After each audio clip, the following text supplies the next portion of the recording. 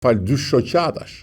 të gjyqtarëve të Shqipërisë, një tjetër brutalitet edhe shqiptarçe me hapjen e një gjyqi nga gjykatësit për të rritur pagët e tyre. Po, e dëgjuat mirë, gjykatësit duan të rrisin vetë pagat e tyre.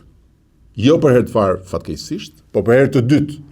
Ata duan të marrin përsëri kompetencat e qeverisë të parlamentit, duke u treguar jo thjesht të zgjedhurve, po vetë zgjedhësve, se mbi vullnetin e tyre dhe përtej kufive kushtetues mes pushteteve qëndrojnë ata, tokat e zeza të Shqipërisë, me pushtetin suprem të çekiçit të drejtësisë së pavarësuar nga politika tani më. Dhe atë çekiç që Republika u ka besuar për interesin e saj të lartë të drejtësisë barabartë për gjithë, ata mund ta përdorkan kur të duan për të hapur me dhunë edhe arkën e buxhetit të shtetit dhe për t'i arritur rrogat vetes, dhe sa? Përkatësisht 1.600 euro plus në muaj për gjykata dhe prokuroritë e zakonshme dhe 3.100 euro plus në muaj për gjykatën speciale dhe spakun.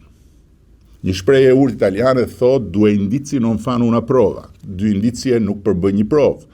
Çka sot në fakt po të shohësh se si fajsot njeriu me xhelisin ton politike mediatik përbëjnë jo një provë, po 2 dënime. Por unë nuk do të ndjek kursesi logjikën e mbrapsht të dënimit me indicie as në të rast, po do të mbetem tek bindja se këto 2 indicie të shqetësuese nuk provojnë se protagonistët e pavarësisë drejtësisë u ka marrë koka erë. Dhe është mbushur mendja se ata janë shteti, ata janë ligji, ata janë drejtësia, si puna e ca trimoshave të BKH-s, për cilët kam dëgjuar shumë çuditëra, po kishin ardhur një ditë në godinën e Këshillit të Ministrave dhe nuk donin të linin patllaken tek dera, sipas rregullores sigurisë së lartë të Gardës Republikës. Pra, nuk dua kursesi të them se ferrat e mendësive dhe sëmundjet vjetra e kanë marrë uratën e drejtësisë re, por dua të ndaj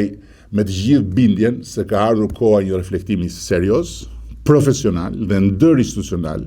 për të ndarë beben e sapo lindur nga ujërat e pistë në një proces historik ku duhet garantojmë me dojmos suksesin e reformës në drejtësi.